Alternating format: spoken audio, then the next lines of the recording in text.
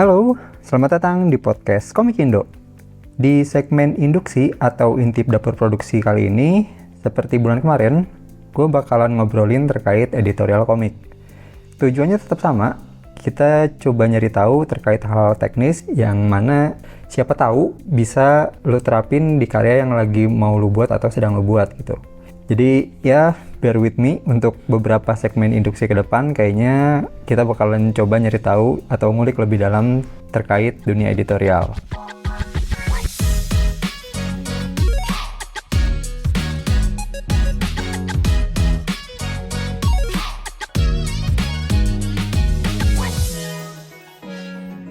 Kalau kemarin kita udah ngobrol dengan mantan editor yang pernah nyoba berbagai macam jenis buku. Nah, kalau sekarang gue bakalan ngobrol sama editor aktif di penerbit komik lokal.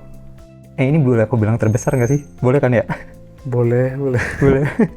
Ya, saat ini gue lagi bersama dengan Ayoga, editor dari penerbit Koloni. Halo Mas Ayoga. Halo, apa kabar? Makasih loh Mas sudah mau datang ke sini untuk berbagi di podcast Komik Indo. Siap. Aman. Seneng banget sih diundang ke podcast Komik Indo.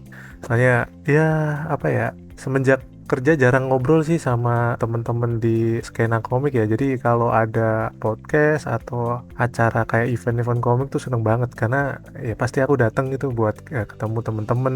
Jadi seneng sih. Seneng banget. Wow, sepertinya berat ya pekerjaan jadi editor. Bukan berat sih ya, karena enjoy aja, cuma banyak. Oke. Tapi masih sehat-sehat aja kan? Alhamdulillah, Ya, alhamdulillah sehat. Oke. Nih, Mas, mungkin sebelum mulai nih, sebagai orang yang namanya selalu ada di komik-komik koloni gitu ya, boleh coba diceritain dulu nggak? Awal mula Mas Ayoga bisa berkecimpung di dunia penerbitan atau editorial tuh kayak gimana sih? Awalnya ya, sebenarnya nggak nyangka juga sih. Sebenarnya waktu itu malah bukan cita-cita sih, passionku memang di komik ya, dan waktu itu aku pengen ada di industri komik gitu. Bahkan aku sempat bikin official komik di salah satu platform di Indonesia saat itu gitu kan. Jadi tracknya udah kelihatan nih gitu kan. Namun seiring berjalannya waktu, tiba-tiba kayaknya aku ini deh nggak berbakat bikin komik gitu kan. Udah mikir kayak gitu kan. Cuma kalau kata temen, komikku memang dari segi cerita bagus gitu kan. Cuma dari segi gambar agak kurang lah. Nah dari situ kepikiran muncul, kayaknya aku memang belum bisa nih untuk bikin komik yang ya harus konsisten dan lain-lain, karena lain hal lah kayak itu. Tapi dalam hati itu masih, ya aku tetap pengen ada di industri komik ini gitu. Gimana caranya ya gitu. Nah, waktu itu tiba-tiba kepikiran, oh iya, gimana kalau jadi editor aja gitu. Kayaknya masih belum banyak editor komik, khususnya komik lokal ya, di Indonesia gitu kan. Karena banyak orang yang masih ingin jadi komikus, ingin jadi storyboard artist, jadi penulis naskah, dan lain-lain yang ibaratnya tokoh utamanya lah gitu kan. Sedangkan editor kan ada di balik layarnya gitu kan. Nah, akhirnya oke deh, aku coba untuk jadi editor kayak gitu. Oh iya, kebetulan waktu itu ada lowongan. Jadi lowongan dari penerbit MNC dan khusus banget untuk komik lokal atau koloni itu. Jadi aku coba submit di sana kan. Akhirnya keterima dan sekarang handle komik lokal plus sekarang handle komik Jepang juga. Jadi ya karena itu pekerjaannya banyak sekarang. Oh, I see. Oh, berarti selain kerjaan di koloni ada yang untuk komik terjemahan juga? Iya. MNC itu berarti? Iya. Bener, aku dapat beberapa komik terjemahan lah, komik Jepang. Oh, I see. Iya, jadi kerjaan makin banyak aja sih. Gitu, makanya tadi aku seneng banget kalau ada event bisa dateng gitu kan, terus ada undangan podcast dan lain-lain, jadi bisa ngobrol. Ternyata semenumpuk itu kerjanya. Iya, numpuk. Nah, berarti Mas Ayoga tuh awalnya bikin komik dulu ya? Udah sempat bikin komik ya? Iya. Boleh di-spill judulnya nggak? Dulu apa? Oke, judulnya ya. Judulnya itu yang awal banget itu yang pernah ini ya, sampai cetak indie, itu judulnya Cat Love Story. Cat Love Story itu ya, itu lama banget. Waktu itu masih tahun berapa ya, 2018 apa ya. Aku jual di acara Pakoban, dulu namanya masih Pakoban. Beban ya, Iya, ya. masih Pakoban. Aku bareng teman-teman komunitas waktu itu, aku rilis di sana komik pertama. Dari situ lanjut tuh, aku submit ke platform. Nah, keterima, ganti judul jadi Police Loveline. Oh ya, ceritanya memang tentang romance ya antara cowok sama cewek. Nah, ceweknya ini polisi kayak gitu. Berarti kalau itu juga selain indie masuk ke platform official juga ya? Iya ya, tapi dengan ini ya sebenarnya judul yang sama, cuma beda format. Jadi format webcomic gitu, sama ganti judul aja. Tapi secara tema ceritanya sebenarnya masih sama itu. Oke, isi. Platformnya sekarang udah nggak ada atau masih? Iya, udah. Oh, udah nggak Kasih ada. tahu nih. Oke, iya, Udah nggak oke, ada. baik. Tahu. Iya, TTA aja ya. Udah nggak ada. Lu juga pasti tahu lah ya. Oke.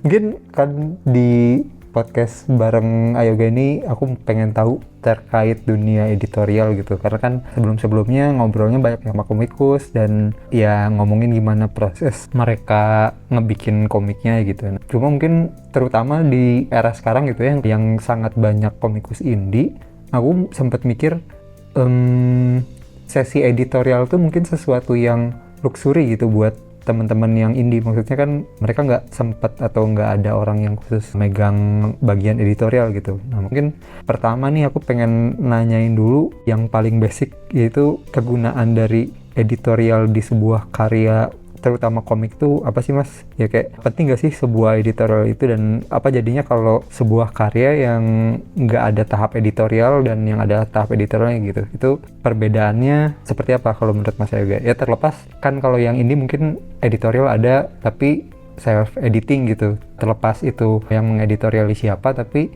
yang pengen aku tanya, ada perbedaan yang signifikan nggak kalau misalnya sebuah karya ada proses editorial dan enggak gitu? Kalau dibilang apa ya, ada perbedaan yang signifikan, sebenarnya nggak juga sih, karena editorial untuk komik sebenarnya sama semua ya. Jadi mulai dari apa ya, cerita, gambar, teks dan lain-lain. Bedanya di sini adalah untuk editorial penerbit major atau yang ya bisa dibilang bukan yang indie ya, otomatis editor tersebut punya data. Nah, data ini yang bisa di-share ke teman-teman penulis, komikus untuk memberikan masukan.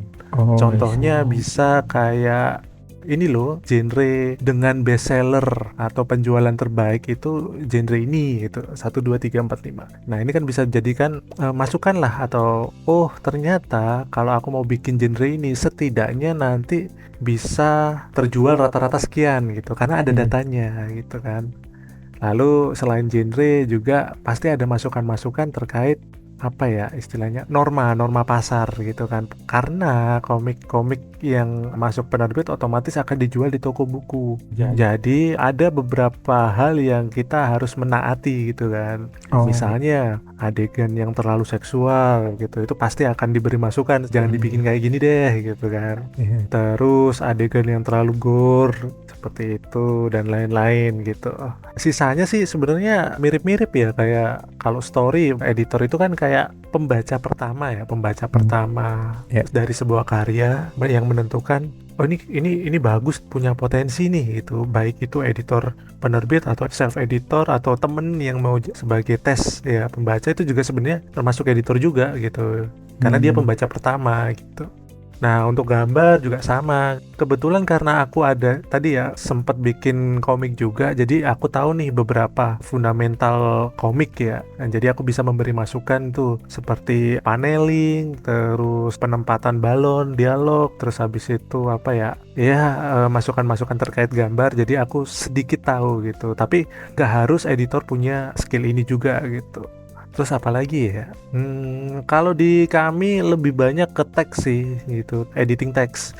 Karena ada satu yang pernah disampaikan atasanku, kalau gini, kenapa kok editing komik di penerbit major itu sesuai KBBI gitu kan? Harapannya karena Harapannya karena komiknya dibaca seluruh Indonesia gitu. Jadi kalau kita ini contoh nih, ada komik yang dia bahasanya gaul banget, gaulnya itu Jakarta gitu kan. Mungkin ada beberapa orang yang nggak tahu nih istilah-istilah atau dan padanan yang di Jakarta artinya seperti ini. Nah, itu kan banyak yang mungkin orang nggak tahu. Nah, kenapa kita akhirnya jadikan itu ke KBBI itu supaya komik ini bisa dibaca seluruh Indonesia. Dan juga sesuai umur juga, misalnya umurnya remaja deh, jadi remaja se-Indonesia bisa baca ini tanpa terkecuali dari suku, budaya, dan lain-lain, semua bisa baca, tapi tetap ya nggak terlalu kaku juga gitu, tetap mengalir lah kalimatnya seperti itu. Berarti emang kalau di penerbit mindsetnya udah langsung ini untuk bisa dibaca oleh seluruh orang di Indonesia gitu ya. Maksudnya kan kadang ada juga yang komikus memang segmented gitu, mungkin dia mengincar suatu pasar tertentu, tapi kalau untuk penerbit yang skalanya nasional gitu ya, mungkin kayak Koloni atau MNC, mungkin pendekatan paling utamanya itu dulu kali ya yang bisa dibaca seluruh orang Indonesia ya. Bener. Ada lagi sih misalnya kayak jokes ya. Jokes itu kan misalnya ada komik jokesnya jokes yang kekinian gitu ya. Itu juga kadang ya aku sampaikan sih. Ini lucu banget sih untuk saat ini ya. Tapi kalau dibaca 1 tahun 2 tahun ke depan, ini orang tahu nggak joke ini gitu. Oh wow. Itu kan juga masukan-masukan seperti itu sih. Oke. Berarti si ininya juga isinya harus long lasting gitu ya, maksudnya Nah, bener. terkait di satu zaman tertentu doang. Wow. Oke. Bener, itu juga salah satu apa ya, kalau bisa bikin cerita yang bisa dibaca segala zaman lah, itu bisa dibaca, itu akan lebih menarik lagi. Nah itu Isi, oke. Berarti kayak kalau misal nih, ini misal ya, misal ada orang mau ngebikin cerita terkait misal kebijakan sekarang yang lagi rame gitu. Itu kan mungkin kalau sekarang rame banget, tapi kayaknya tidak akan menjadi pilihan utama untuk penerbit gitu kali ya, kalau kayak gitu. ya itu ada penilaian sendiri sih. Itu bukan apa ya, bukan berarti nggak bisa terbit ya. Itu sesuai dengan istilahnya momen. Jadi kalau memang sudah direncanakan, kayaknya aku dulu apa ya, dulu tuh ada komik ya, submisi gitu kan. Ceritanya tuh tentang kudeta. Kudeta, judulnya apa ya? Aduh, aku lupa judulnya ya. Karena udah lama banget, dari Cosmic kalau nggak salah. Nah, awalnya mau kami cetak gitu kan. Kita udah ngobrol gitu kan, mau kami cetak. Terus aku bawa ke rapat redaksi. Ternyata ada masukan yang menarik banget waktu itu, yaitu sebentar lagi mau ada pemilihan gubernur Jakarta. Dengan tema seperti ini agak berbahaya gitu kan. Jadi waktu itu akhirnya ya udah, kita belum bisa terbitkan dulu. Nah itu salah satu apa ya, ya mungkin kita nggak akan tahu kalau kita editor sendiri ya. Nah itu kan masukan dari editor senior waktu itu, atasanku. Nah itu wah, ini memang beneran menarik banget gitu. Ya menghindari itu waktu itu.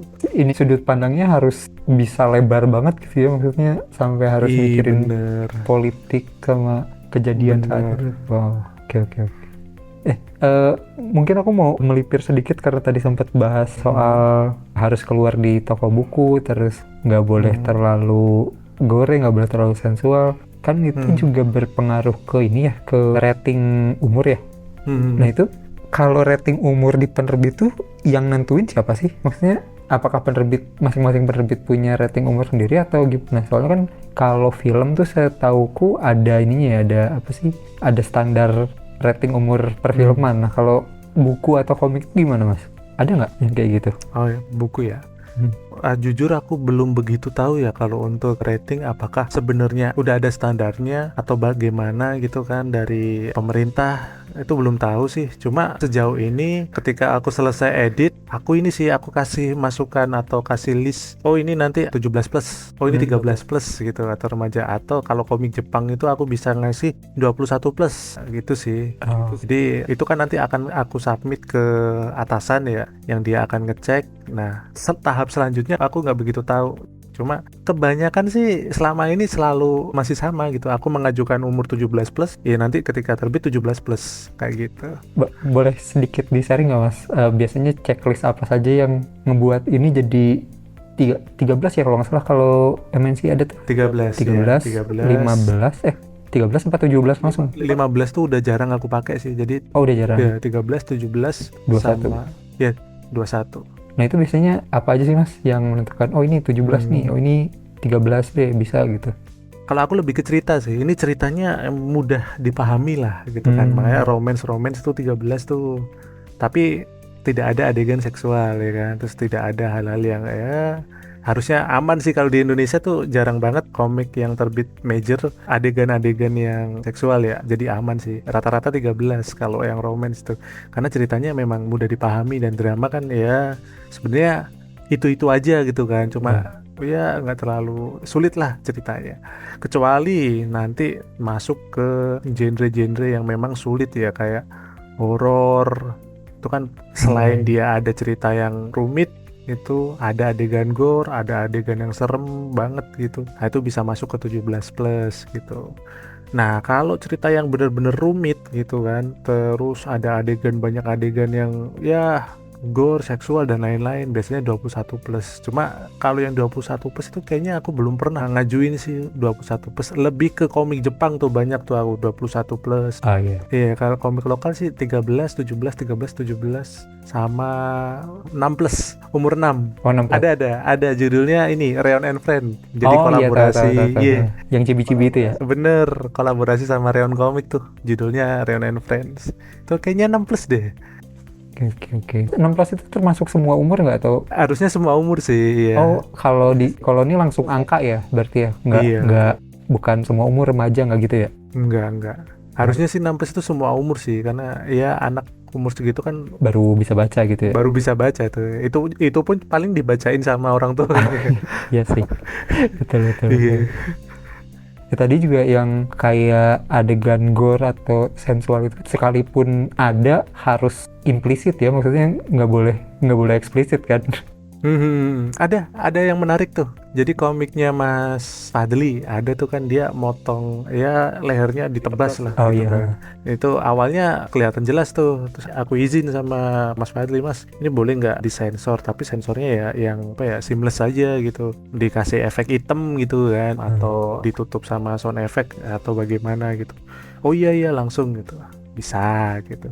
Cuma ada juga yang apa ya, aku kelewatan ya, aku nggak tahu gitu, ternyata dilolosin tuh sama penulisnya. Kalau tahu komik Sinawang, Oh iya, tahu. Sinawang tuh ternyata yang Sinawang Halimun ada adegan hantu wewe gombel gitu kan. Awalnya aku cek aman gitu. Nah, ketika udah terbit, aku lagi ngobrol, Mas Dedi cerita, Mas ini aku gambar ini loh, atau apa namanya, ya bagian dada gitu kan, dia kelihatan. Hah, di mana gitu, tunjukin, dia di bawah banget, gak kelihatan.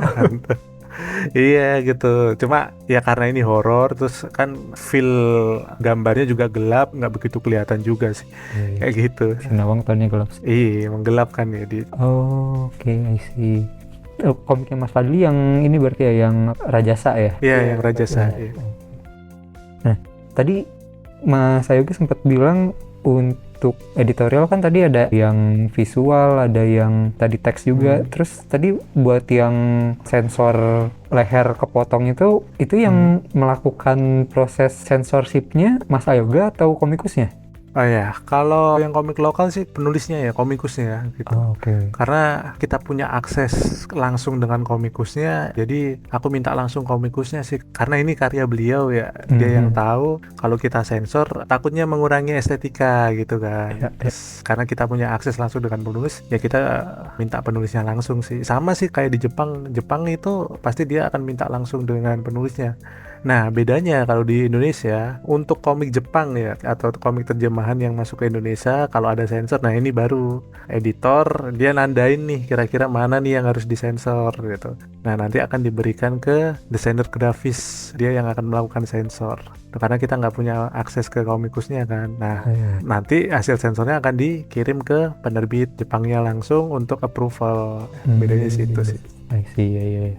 Ya banyak sih yang lumayan sering kelihatan kan, biasanya kalau yang komik terjemahan tuh cover yang terlalu gimana gitu. Ya benar. Tiba-tiba berubah jadi ada bajunya gitu kan. Ya aku pernah loh, aku pernah bikin sensornya Chainsaw Man yang volume 6 cover. Iya, Oh, pakai baju. oh iya Aku iya. pakein baju. Iya Oh, bener, itu aku inisiatif sendiri kan. Karena memang diminta untuk sensor, aku bilang, boleh nggak aku sensor nih, gitu kan. Akhirnya dibolehin, aku sensor. Awalnya diterima gitu, cuma akhirnya tiba-tiba ketika mau terbit, kayaknya selang berapa bulan gitu ya mau terbit, minta direvisi gitu. Jadi nggak jadi di approve. wah. Iya, itu pernah. Ya kalau itu aku tandain terus aku minta sendiri untuk ngerjain. Tapi biasanya dilempar ke desainer grafis sih. Oke, oke. Nah, kalau di editor komik sendiri yang ini deh yang lokal gitu ya, Mhm. ada pembagiannya nggak? Maksudnya kan kalau di buku-buku lain kadang ada editornya, ada editor layout, ada editor visual, ada editor naskah gitu. Nah itu kalau di komik lokal atau terutama mungkin di koloni itu ada pemisahan gitu nggak? Atau semuanya sebagai skop pekerjaan editor? Ya, kebetulan kalau di koloni itu karena editornya nggak banyak ya. Jadi itu udah masuk skop kerjaannya editor gitu. Cuma untungnya kita punya ini bagian layouter. Nah layouter ini nanti akan ngurusin apa namanya resize dan lain-lain gitu kan. Ah, Terus kalau ada revisi teks dan lain-lain gitu kan. Nah itu biasanya layouter ini yang nanti akan mengerjakan. Cuma kebanyakan kalau aku sih ketika ada revisi teks biasanya aku sampaikan ke penulisnya dulu. Karena gini, takutnya beberapa komikus itu ada yang dia memang gaya bahasanya seperti misalnya seperti A gitu kan ya. Dia ya. memang ada concern khusus karena si karakter memang wataknya seperti ini gitu-gitu kan. I see. Jadi ternyata memang dibikin seperti itu. Nah itu aku akan sampaikan dulu nih kalau aku ubah seperti ini, tapi ya sebenarnya nggak banyak berubah, cuma kalimatnya aku susunnya seperti ini gitu. Aku sampaikan ke penulisnya dulu biasanya Ah, catatan-catatan itu gitu kan. Dari penulis, oh ini aman semua mas. Ya udah. Kadang dari penulis dapat catatan itu dia kerjain sendiri tuh. Udah mas saya kerjain aja dulu gitu. Iya, ya udah gitu kan. Jadi terima balik ke aku udah direvisi, terus aku cek lagi. Aku lempar direvisi lagi, jadi malah lebih cepat sih dengan penulis. Ada juga yang memang si penulis udah menyerahkan ke editor untuk bahasanya, kalimatnya dan lain-lain. Oke, itu aku kerjain, aku lempar ke layouter, selesai, aku kirim lagi ke penulis untuk approval gimana gitu dengan kalimatnya. Wah aman semua ya udah gitu. Berarti emang ada yang proses editing naskahnya dilakuin editor, ada juga yang editor ngasih catatan ke komikus, komikusnya ngerjain balik gitu ya. Benar, iya. Ya aku juga sempat ini kan review komik Dear Story-nya Egi Mugia kan. Mhm. Itu kelihatan sih gaya bahasanya beda maksudnya. Oh iya ya, aku kan sempat ngebandingin yang di webtoon sama yang dicetak. Webtoon ya. Iya. Iya. Oh iya bener ini kerasa sih ada perbedaan, ada sentuhan editornya gitu di situ. Hmm. Aku kepo Mas. Kan di episode sebelumnya nih aku ngobrol sama Mas Bagas Surang ngobrol nih. Dia kan juga mantan editor juga di penerbitan. Nah, kalau kata beliau, majority penerbit di Indonesia tuh biasanya melakukan editorialnya di bagian akhir, di bagian belakang gitu. Maksudnya kalau yang misal kalau ngelihat di anime-anime atau di komik Bakuman gitu kan, itu biasanya kalau editorialnya ada yang dari brainstorming ide, ada yang dari approval premis, ada yang ngomongin draft atau name gitu kan. Nah kalau di Indonesia atau terutama koloni sendiri itu ada yang melakukan dari awal banget atau emang rata-rata di bagian akhir pas udah hampir finishing aja Mas? Ya aku setuju sih, kebanyakan memang di tahap akhir ya, karena beberapa komik yang disubmisikan tuh sebenarnya komik yang sudah jadi atau sudah pernah diterbitkan sama si penulis ini. Jadi misalnya si penulis atau komikus ini pernah bikin komik one shot gitu kan ya. Nah, dan itu udah dari cerita awal sampai akhir nih. Dan sebenarnya dia udah punya nih tahapan-tahapannya gitu kan, plot-plotnya dia udah tahu gitu kan. Ya kita nggak banyak bisa memberikan masukan gitu karena si penulisnya emang udah ada plan gitu. Aku biasanya cuma ngasih, oh kayaknya harusnya ditambahin seperti ini nih, bisa nggak tambahin kayak gini gitu. Itu aja sih, jadi nggak terlalu banyak gitu. Cuma tetap ada beberapa komik yang aku turut andil dari awal gitu. Salah satu komiknya itu judulnya ini Acoustic Feel, itu aku mulai dari awal pembuatan naskah, storyboard sampai ke finishing. Itu aku bantu dari awal banget. ada lagi satu yang masih tahap proses itu, ini aku spill di sini aja ya. Oh asik. Boleh. Iya, ada komik judulnya Warung. Warung itu dulu ada di Oh webtoon. iya, Kayu Pit ya? Bener, Kak Yufit ya. Nah, komiknya itu masih tahap pengerjaan, sekarang chapter 8 ya, kurang dari chapter lagi lah. Tapi itu bener-bener dari awal, spin-off cerita utamanya yang ada di webtoon itu. Dan aku ikut andil dari awal, mulai aku komen dari storyboardnya ya, peletakan balon, posisi gambarnya ditukar karakternya. Terus ini kayaknya panelnya diperbesar aja deh gitu. Terus kayaknya si karakter A waktu ketemu dengan karakter B, adegannya jangan gini. Aku ikut itu dari awal. Ada beberapa, cuma sebagian besar memang bener kata Mas Bagas tadi ada di akhir gitu. Nah, dan itu ini sih salah satu apa ya, kayak nah kenapa yang dikatakan Mas Bagas itu bener gitu.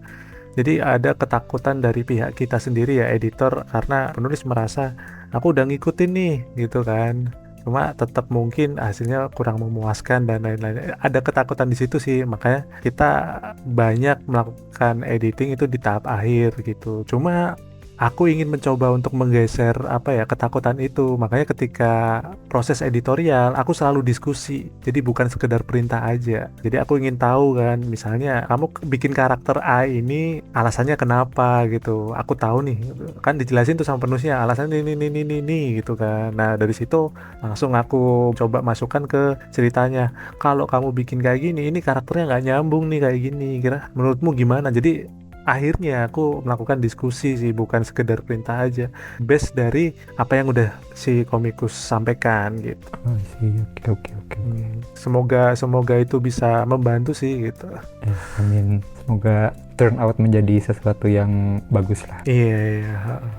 Yang paling nggak nyangka itu yang Their Story itu. Their Story itu sebenarnya aku juga dari awal ikut andil gitu kan, karena Mas Egy-nya sendiri itu ketika aku tawarin untuk cetak, oke Mas aku mau nih dicetak, cuma aku mau bikin dari awal gitu. Oh, Bener nih gitu kan.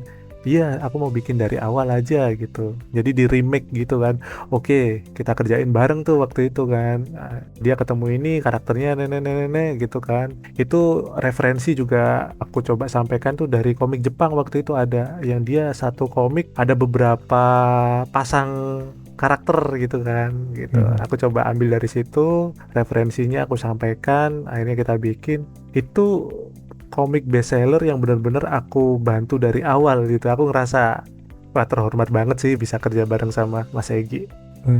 Dan jujur aja aku ngerasa flow penceritaan yang dicetak lebih enak dibanding yang webtoon. Maksudnya mulai dari introduction-nya gimana sampai penutupan, walaupun ya kalau yang di webtoon kan sampai semuanya jadian ada ceritanya, tapi kalau di ini tuh walaupun nggak semuanya sampai jadian tapi penutupnya enak gitu. Oh ya udah gitu. Ini memang ending dari ceritanya dibanding yang webtoon sih, kalau boleh bilang. Iya sih. Itu Mas Egy-nya juga keren sih kan, emang plotnya dari dia semua udah siap. Kalau yang komik Sohibul Hikayat kan cuma keluar di Koloni ya kalau nggak salah ya? Oh iya. Itu dari awal juga atau Mas Ayoga nerima di bagian akhir? Sohibul Hikayat itu dari awal semua sih. Oh, oke. Dari awal semua, cuma mereka sudah punya cerita pendek-pendek versi teman-teman mereka gitu kan. Kalau Sohibul Hikayat itu sebenarnya aku cuma ngedit di teksnya aja sih, karena ceritanya ya karena cerita horor sehari-hari nggak terlalu banyak hal yang perlu dibahas, jadi aku biarkan mengalir aja sesuai dengan cerita. Kan esensinya biar lebih enak kan, ya ini cerita dari orang gitu kan, apa adanya gitu kan. Ya aku jadi nggak terlalu banyak ngubah, kecuali kalau ada kok satu yang lagi proses juga, itu horor tragedi kalau nggak salah. Nah itu kan ada alur ceritanya nih. Nah aku bantu apa ya biar alurnya enak gitu. Kalau Sohibul Hikayat kan ceritanya memang horor sehari-hari, jadi ya udah biarin seperti itulah, karena itu cerita dari orang-orang yang disampaikan ke Mas Tamam ya, story-storynya Mas Tamam. Ya udah aku biarin aja. Oke. Boleh tahu nggak proses yang pasti Mas Ayoga lakukan di komik itu apa aja? Baik yang dari awal ataupun yang memang udah pernah terbit terus mau diterbitin lagi sama Koloni, yang pasti dilakukan sama Mas Ayoga sebagai editor itu apa, Mas? Yang pasti itu layouting karena nanti akan ada standar ukuran di penerbit. Oke. Nah, kadang file aslinya kadang kegedean, terus ada yang kekecilan dan lain-lain. Nah, itu kita lakukan layouting, editing bahasa, kalimat, terus sampai ke yang pemenuhan standar cetak aja, misalnya halaman dan lain-lain. Kalau ada yang kurang itu nanti aku bisa tambahkan dan lain-lain. Oh, ini desain cover. Desain cover kan ada beberapa komikus yang mungkin secara desain covernya kurang menarik nih. Atau kayak Mas Egi tuh, kan kalau komik digital jarang ada cover ya. Ya, betul. Nah itu kita buatkan tuh, bahkan Dear Story itu kita buatkan logo type-nya sendiri gitu. Awalnya kan kalau di platform sebelumnya itu nggak ada logo type-nya, cuma tulisan Their Story gitu aja kan. Nah ketika cetak, aku diskusi sama desainer, dibikinin tuh logo type-nya, jadi judulnya dibikinin kayak logo gitu. Nah itu khusus yang versi cetak ada. Oh, nice. Nah kayak gitu sih. Oke, kalau yang webtoon, layouting ke cetaknya sama komikusnya atau sama editor? Ya, kalau yang layouting dari webcomic itu biasanya aku selalu gini. Karena ini komik kan yang buat penulis ya. Ya. Harusnya si penulis tahu nih layoutnya gitu kan, yang cocok bagaimana gitu. Tapi seandainya mereka nggak bisa, kita ada tuh yang bisa melakukan layouting. Cuma ekspektasinya nanti pasti sangat berbeda dengan mungkin penulis udah punya bayangan nih layoutnya halaman 1 misalnya dari panel berapa sampai panel berapa. Ya itu aku selalu akan sampaikan ya mohon dimaklumin ya karena layoutnya bukan orang komik dan dia emang layouter aja gitu. Kalau mau lebih estetik dan lain-lain itu aku serahkan ke penulis. Nah jadi penulis punya pilihan nih. Dari situ ada beberapa penulis ya, oke mas aku akan layout sendiri nih, dan hasilnya bagus banget kalau yang layout si penulisnya sendiri gitu kan. Ya udah kayak gitu sih. Oke, berarti ada 2 opsi juga ya, mau Ada 2 opsi. fokusnya yang layout sendiri atau langsung diserahkan ke penerbit gitu juga bisa. Ya, benar, ada 2. Aku berikan 2 opsi. Oke. Untuk proses editorial ini, baik yang layouting, terus tata bahasa dan lain-lain itu berlaku untuk semua karya yang diterbitkan oleh Koloni ya. Maksudnya baik yang adaptasi ataupun yang memang judul original, semuanya seperti itu ya. Semua pasti akan lewat editorial bahasa dan yaitu kalimat pasti melalui itu. Termasuk untuk komik Koloni yang akan diterbitkan di Koloni digital juga nggak? Iya, kalau yang untuk digital nanti lebih ke screening sih gitu. Screening aja. Jadi kalimat-kalimatnya nggak terlalu banyak kita ubah. Kita coba untuk ini sih tetap sesuai aslinya aja dulu gitu. I see. Nah ini mungkin teman-teman atau lu sekalian ada yang rada bingung karena kita tiba-tiba ngomongin Koloni digital gitu ya. Mungkin boleh mas coba dipaparkan kembali ya.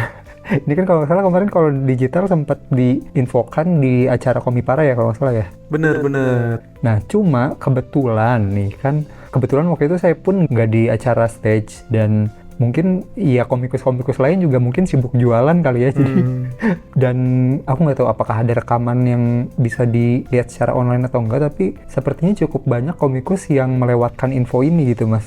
Boleh coba dijabarkan lagi nggak mas? Boleh. Apa sih Koloni digital itu? Iya, aku ngerasa kemarin penyampaian infonya memang belum luas sih, jadi aku bisa sampaikan lagi. Jadi sebenarnya Koloni ini kita kerjasama dengan platform dari Gramedia, namanya Gramedia Digital. Akhirnya kita bikin kerjasama yang dimana nanti teman-teman komikus bisa terbit secara official ya, melalui penerbit di platform Gramedia Digital. Seperti itu, yang mana nanti sama yang tadi kita sampaikan akan ada proses editing dan lain-lain gitu ya, walaupun tidak sedetail untuk versi cetak, tapi nanti akan tetap ada editingnya gitu kan. Nah Koloni digital ini kita launch sih sebenarnya, kita launch itu di Komipara 6 waktu itu, 6 ya, sebelumnya tuh 6. Komipara 6, betul. Ya, dan kami sudah punya berapa ya, 5 atau 6 judul lah yang saat ini sedang proses editing untuk terbit di Koloni digital gitu. Nah, terus harapannya untuk yang Komipara ini sebenarnya kita mau lebih banyak di Komipara dulu nih sebelum nanti akan ada di event-event lain ya. Harapannya bisa juga di event lain. Jadi nanti di Komipara berikutnya bulan Oktober kita akan buka sesi editor klinik tetap dan juga submisi karya gitu kan. Nah, dari editor klinik dan submisi karya ini, teman-teman bisa konsultasi komik yang sudah pernah dibuat untuk sekedar ngobrol dan lain hal gitu kan. Dari situ kita akan list nih komik-komik yang menurut kami menarik dan layak untuk terbit digital maupun cetak. Jadi akan ada kuotanya nih. Kita akan menyiapkan beberapa kuota untuk komik digital dan beberapa kuota untuk komik cetak. Jadi ini kesempatan bagus banget sih itu buat teman-teman yang mau masuk ke industri komik, terutama penerbit major ya gitu. Lalu ada juga nih nanti komik-komik yang terpilih yaitu bisa juga nanti terbit secara kompilasi. Gimana tuh maksudnya? Nah, ini baru juga nih. Jadi nanti teman-teman ikut editor klinik, otomatis kan komiknya dikirimkan ke penerbit ya.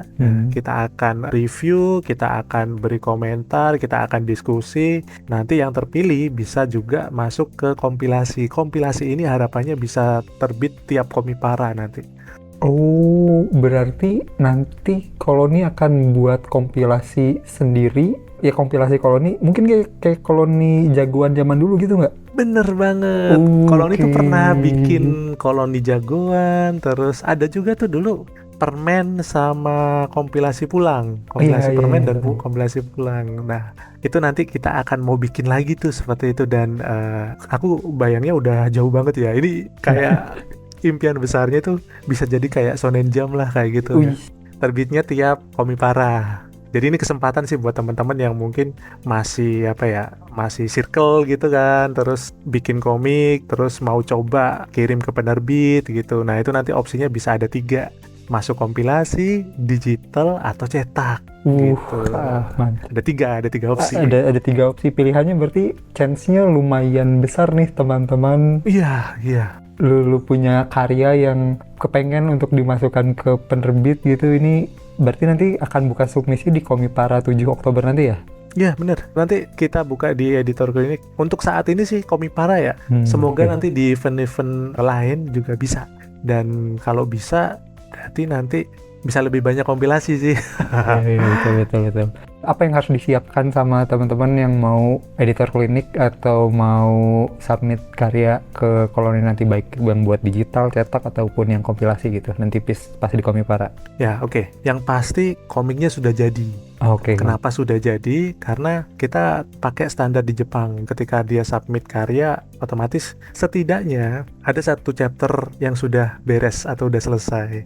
Nah, dari situ kita baru bisa memberikan penilaian, kita bisa diskusi di situ. Karena beberapa kali ada teman-teman yang submit masih berupa naskah dan kita belum tahu nih arahnya mau kemana, dan naskahnya pun juga belum sampai tamat karena akan ada 10 chapter misalnya atau ada 20 chapter gitu, tapi yang baru selesai cuma 2 chapter dan itu masih bentuk naskah. Nah, itu kita nanti akan detailkan aturan-aturannya di materi promo yang akan kita share sebelum Komipara. I see.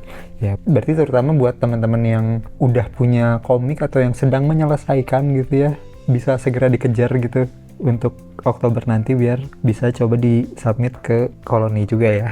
Iya benar. Ini komik yang kalian jual di booth itu juga bisa diikutkan editor klinik juga, bisa banget.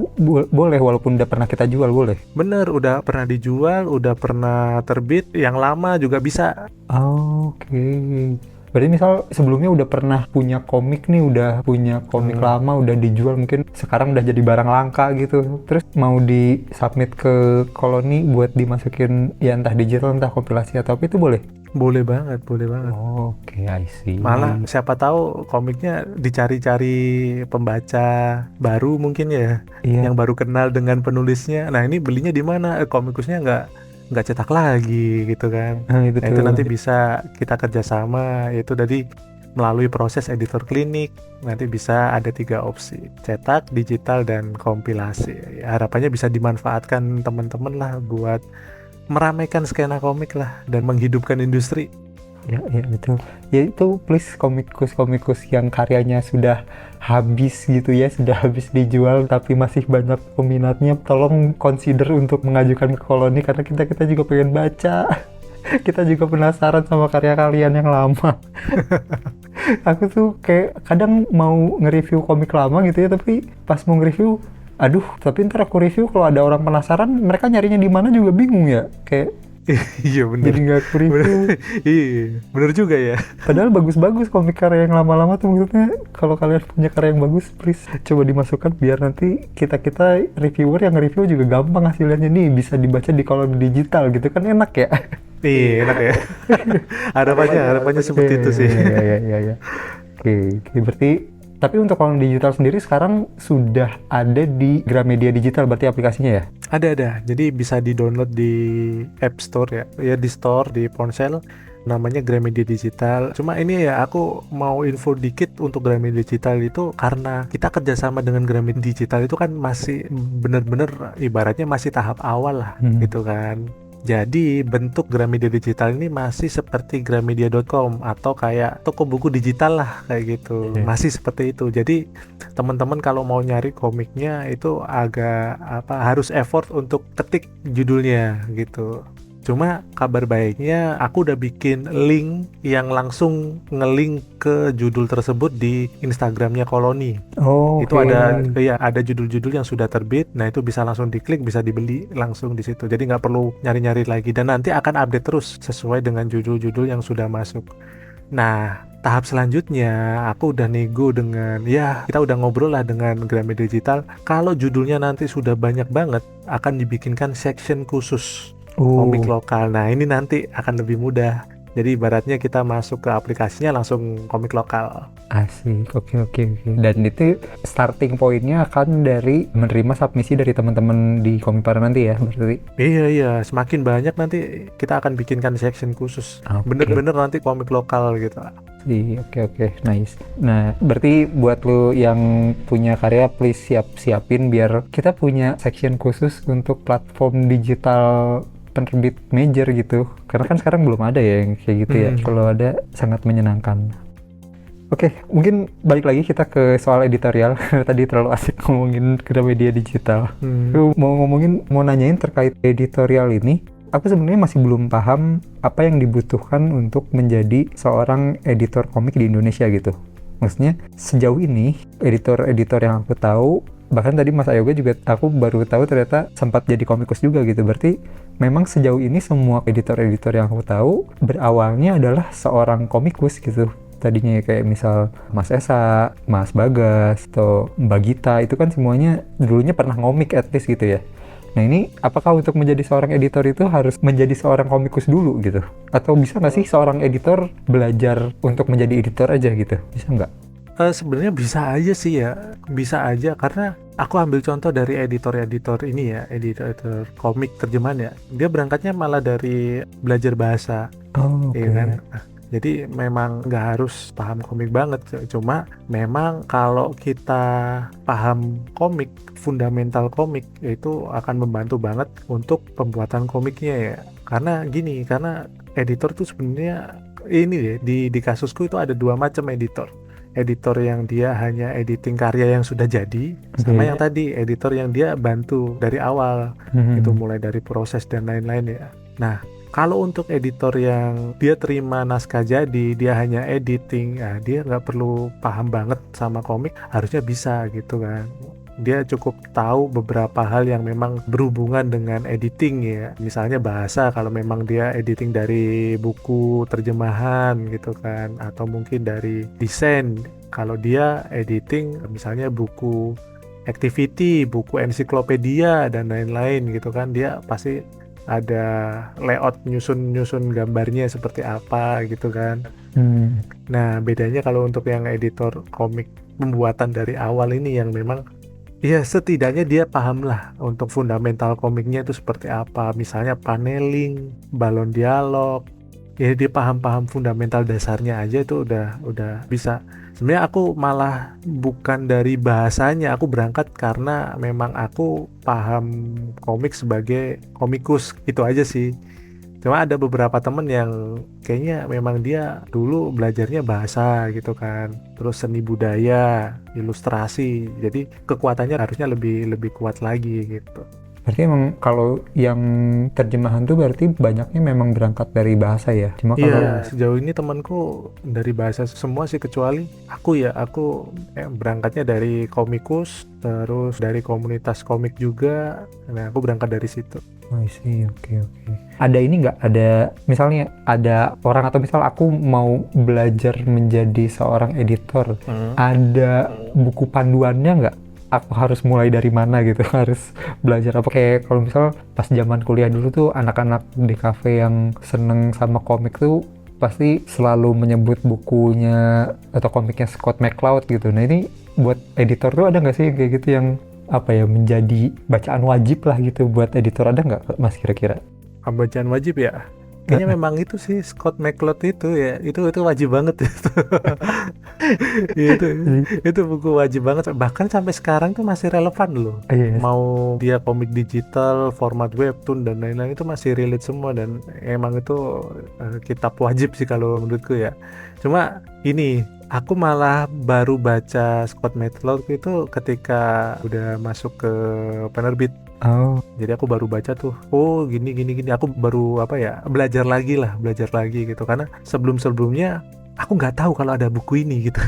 eh, Iya, aku nggak tahu gitu kan. Aku baru tahu itu ketika bukan masuk bener sih. Udah mulai tahu ketika join komunitas. Aku join komunitas tuh waktu kuliah kan. Join komunitas mulai aktif, tahu oh ada buku ini, cuma belum sempet baca kan. Nah, baru ketika masuk aku punya akses kan ke toko buku, aku bisa cari buku ini dan aku mulai belajar di situ. Cuma kalau menurutku pribadi ada skill khusus sih. Banyak baca cerita. oke. Kalau aku ya, banyak baca cerita, banyak nonton film, terus kebetulan aku suka main game. Nah, 3 ini yang membuat aku cerita itu jadi banyak banget opsinya gitu. Yang mulai misalnya dari romance itu kan pasti A ke B gitu kan. Tapi ternyata bisa loh A ke B ini nanti kita muter dulu ke A1 gitu ya. A2, dan itu bisa beda-beda walaupun temanya sama-sama romance dan klise gitu, tetap.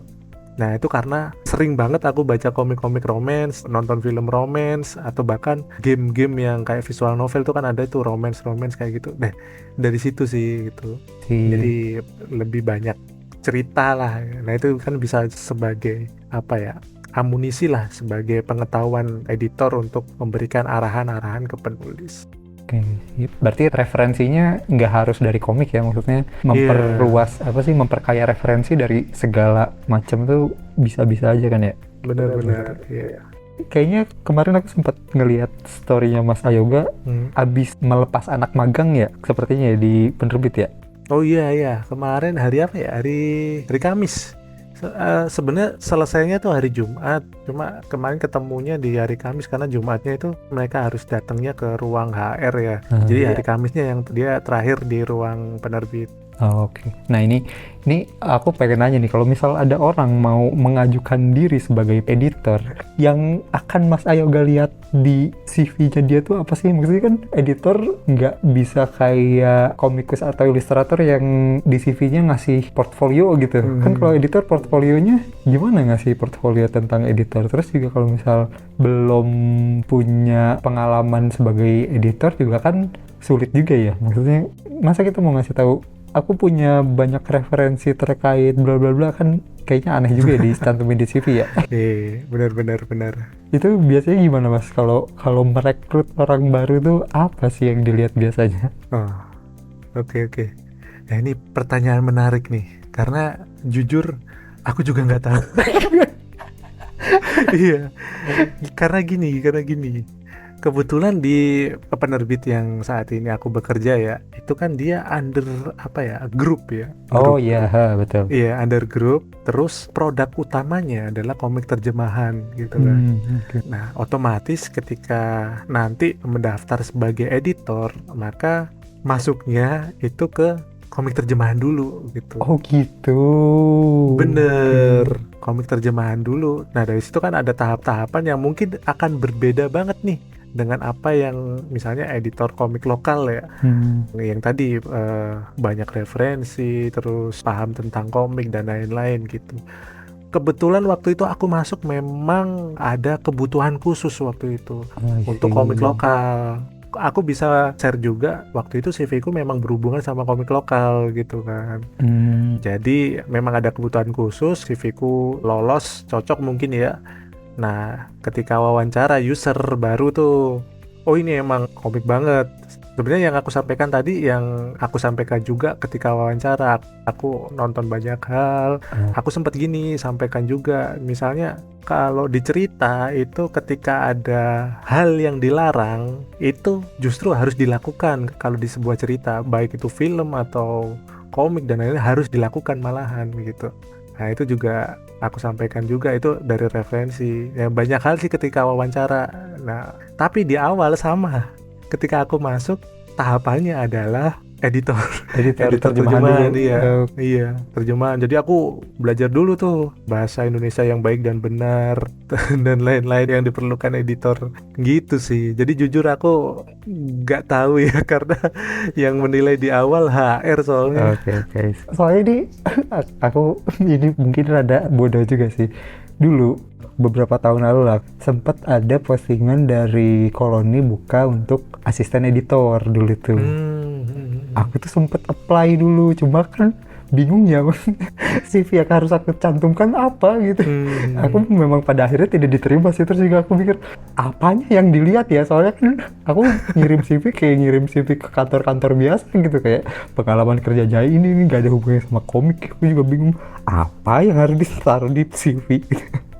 Oh aku inget banget itu, iya sempat ada lowongan magang ya waktu itu ya. Iya, aku kalau nggak salah asisten editor apa sih, freelance atau apa gitu, lupa aku kalau nggak kayak gitu. Itu ini ceritanya lucu nih. Jadi waktu itu aku lagi keteteran karena banyak banget kan komik masuk waktu itu, baik itu ada yang dari layout webtoon, terus ada yang komik masuk juga. Belum lagi mulai ini ya, tahap aku ngerjain komik Jepang juga waktu itu gitu kan. Terus akhirnya aku cerita ke atasan, dibikin tuh untuk magang gitu kan, untuk magang karena memang proyeknya kayaknya nggak sampai setahun lah gitu kan. Oh iya, aku lagi ngerjain banyak proyek juga di luar editor gitu kan. Nah itu akhirnya dibikin, kayaknya ada 2 orang masuk ya. Itu pun ternyata bukan yang spesifik komik lokal. Oh gitu. Iya, jadi ya kayak anak kuliahan semester akhir gitu masuk, dia jurusan sastra Jepang juga gitu. Tapi ditempatinnya buat ngerjain komik lokal nggak, atau bukan juga? Iya, tetap. Nah itu tadi yang aku nggak tahu akhirnya. Enggak. Persyaratannya apa aja nggak tahu. Dia bantuin ini sih proofread, terus editing juga, kayak minor editing kayak gitu. Oke, ini mungkin karena aku nggak enak juga nih lama-lama menyita waktu orang yang kerjaannya lagi banyak. Nggak, kalau 1 minggu libur aman. Ini aku sambil searching juga, ini lagi surfing juga. Oke. Nah, mungkin sudah masuk ke sesi rada terakhirnya, aku mau nanyain pendapat Mas Ayoga terkait perkembangan komik lokal di Indonesia belakangan ini gitu.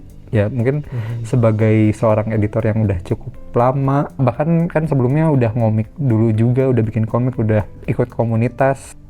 Pengen nanya sih, kalau menurut Mas Ayoga perkembangan komik lokal so far ya, mungkin 3 atau 5 tahun ke belakang nih, Mas Ayoga ngelihatnya seperti apa ya? Apakah ada sesuatu spesifik yang mulai berubah, atau sepertinya tetap sama-sama aja dari mungkin sebelum COVID dan setelah COVID sama aja, atau gimana Mas? Ada insight tersendiri nggak dari Mas Ayoga? Oke.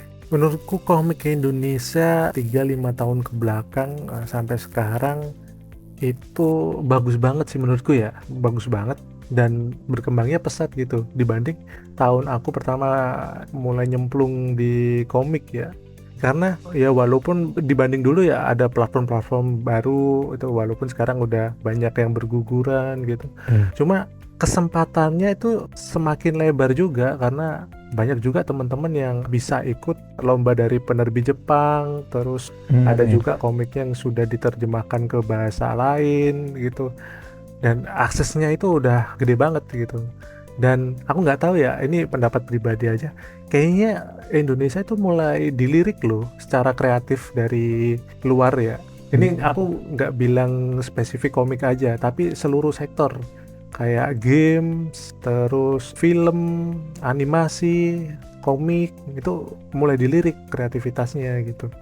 Nah, dari situlah aku ya, karena aku udah masuk ke penerbit, aku mencoba mendorong penerbit dari dalam untuk bantu agar ekosistem ini terus tumbuh gitu. Nah, salah satu upayanya tadi bikin koloni digital tadi sebagai papan tulis baru lah buat teman-teman untuk bisa menampilkan karyanya gitu kan. Jadi biar bisa diakses bagi teman-teman yang mungkin sulit ke toko buku dan mudah diakses sama teman-teman yang lain seluruh Indonesia, atau bahkan nanti harapannya sih bisa diakses di luar negeri juga. Jadi orang luar negeri ya udah kalau mau cari komik Indonesia bisa akses aplikasi ini kayak gitu. Menarik ya sih.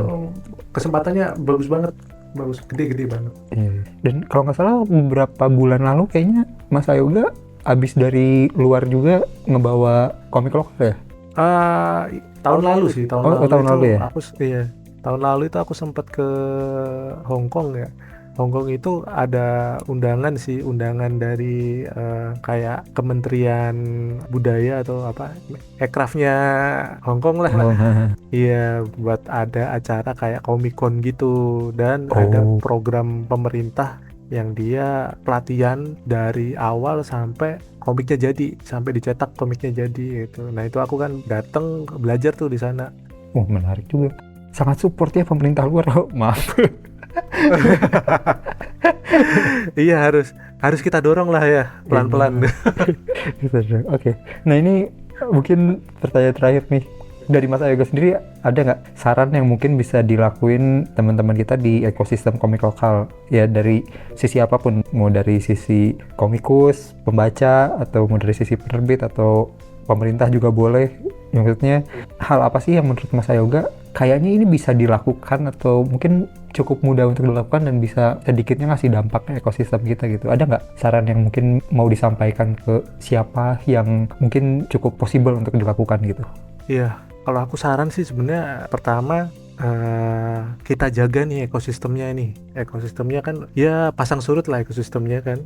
Tapi tetap kita jaga, kalau bisa dikembangkan lagi, dan kita harus jalan bareng gitu. Jadi nggak bisa jalan sendiri-sendiri. Kalau memang kebutuhannya untuk membangun industrinya, karena memang industrinya masih kecil banget gitu. Nah, itu kita perlu effort bareng-bareng lah. Mulai dari komikus, baik itu komikus indie, komikus yang sudah pernah terbit di penerbit major, komikus yang terbit digital, itu kita jalan bareng gitu, Itu yang pertama ya.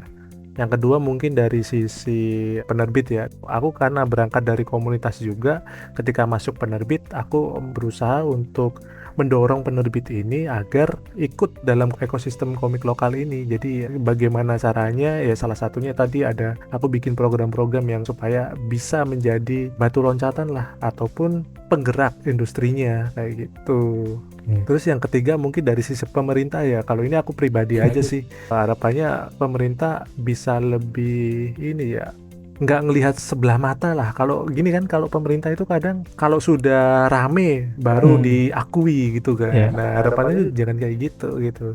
Cobalah gandeng ya di ekosistem ini. Misalnya aku kasih contoh aja, misalnya pariwisata gitu ya. Misalnya mau memperkenalkan pariwisata Jakarta, mereka bisa loh ngubungin penerbit gitu kan. Misalnya kita akan sampaikan nih, oh mau bikin pariwisata Jakarta, kita punya nih beberapa komikus yang dia memang tema komiknya adalah Betawi atau budaya Jakarta, baik itu silat, palang pintu dan lain-lain, dan budaya-budaya itu bisa dieksplor lagi untuk kebutuhan pemerintah kayak gitu. Nah itu jadi nggak perlu harus nyari keluar dan lain-lain. Nah, di dalam negeri itu ada gitu. Nanti kita siapin, penulisnya kita bawa tuh, kayak gitu harapannya ya. Ini pribadi sih. Benar. Tapi itu hal-hal yang possible dilakukan sih. Maksudnya dibanding ya kayak Mas Ayoga tadi bilang, sebagai orang dalam penerbit yang ngedorong atau nge-push ngasih program-program yang mungkin bisa berdampak buat ekosistem komik lokal juga kan ya. Ya mungkin bisa ditiru atau mungkin bisa dilakukan juga sama teman-teman lain yang bekerja di sektor yang serupa juga gitu ya. Karena kan ya balik lagi tadi sama kayak yang dibilang Ayoga, harus bareng-bareng ya, mau sebagai orang yang indie yang kerja sendiri atau yang mungkin udah berada di dalam satu sistem yang cukup besar juga ya. Iya. Oke, Mas Ayoga, terima kasih banyak sudah berbagi cukup banyak terkait editorial dan juga info-info yang tadi tuh. Saya sangat tersanjung banyak info yang baru dikeluarkan di sini. Aman, siap. Terima kasih juga. Jadi teman-teman ya jangan lupa ya, buat yang udah nungguin komiknya Kayu Pit dari lama, mohon bersabar sedikit lagi, akan ada komik Warung yang diterbitkan dari Koloni ya. Terus buat teman-teman yang komikus juga yang mau menerbitkan karyanya di Koloni, yang udah punya karya atau yang sedang bikin, atau bahkan yang udah punya karya lama yang mau coba diterbitkan lagi dengan effortless gitu ya kan, komikusnya nggak usah ngapa-ngapain lagi kan kalau misalnya udah ada komik yang sempat diterbitin untuk bisa diterbitkan di Koloni, hanya submit aja ke Koloni dan ikutin prosesnya aja buat bisa terbit lagi gitu kan ya. Ya, nggak banyak hal lah. Nanti tetap ada effort sedikit. Nanti mungkin kalau ada revisi dan lain-lain ya, pasti itu akan, yang namanya kita bikin karya tuh pasti akan ada revisi sih ya mungkin. Tapi nggak terlalu banyak aja sih, karena ini memang salah satu manfaatnya juga sih kalau teman-teman ke Koloni Digital itu kan, nanti pembaca-pembaca yang mungkin baru kenal dengan Anda bisa mulai atau mau baca komik-komik lamanya lewat sini. Dan kalaupun nanti diterbitkan atau dicetak lagi, itu masih memungkinkan, masih possible. Jadi tidak ada istilahnya dikekang gitu ya, untuk ya udah ini terbit di Koloni Digital ini nggak bisa gitu ya. Tetap ada term and conditionnya, ada tetap, cuma nggak terlalu harus eksklusif banget, enggak. Ini aku ingat juga salah satu kontennya di Ruang Ngobrol juga sempat bahas ini kan ya, kalau digital. Kalau nggak salah, ini correct me if I'm wrong ya, kalau nggak salah, kalaupun misal satu komikus karyanya udah terbit di Koloni Digital, terus dia mau nyetak untuk dijual indie, tetap bisa kalau nggak salah, asalkan bagian yang ada campur tangan penerbitnya kayak proses editorialnya itu tidak dimasukkan di karya yang dijual gitu kan ya, kalau nggak salah. Benar. Jadi ya, yang ada campur tangan editor mungkin ya, aku nggak tahu ya, misalnya ternyata satu komiknya kalimatnya diubah semua, itu kan berarti penulis nggak bisa tuh pakai kalimat yang sudah diedit editor ini. Mereka bisa tetap terbit dengan kalimat awal gitu, yang belum diedit, yang masih original, itu bisa. Terus misalnya nanti di Koloni Digital ternyata kita buatkan cover baru gitu kan. Nah, itu covernya juga nggak bisa diterbitkan. Tapi kalau yang lain, selama tidak ada campur tangan, misalnya gambar tidak ada otak-atik dari semua halaman, nah itu mah aman aja gitu. Oke, berarti as long as karyanya yang effortnya dia sendiri, maksudnya originalnya dia, yang tanpa campur tangan editor atau penerbit, itu masih oke-oke aja untuk diterbitkan sendiri gitu ya? Aman. Oke, siap. Thank you. Terima kasih banyak Mas Ayoga. Semoga nanti untuk Koloni Digitalnya sukses, dan juga pekerjaan-pekerjaan sekarang yang menumpuk juga segera bisa selesai dengan mulus lancar. Amin. Oke, thank you buat lo yang udah dengerin. Sampai ketemu lagi di segmen induksi atau review berikutnya. Jangan lupa dukung terus perkomikan Indonesia, bukan hanya karena nasionalitas, tapi juga karena kualitas. Sampai ketemu lagi di episode berikutnya. Gua dan Ayoga pamit undur diri. Thank you Mas Ayoga. Terima kasih banyak. Terima kasih.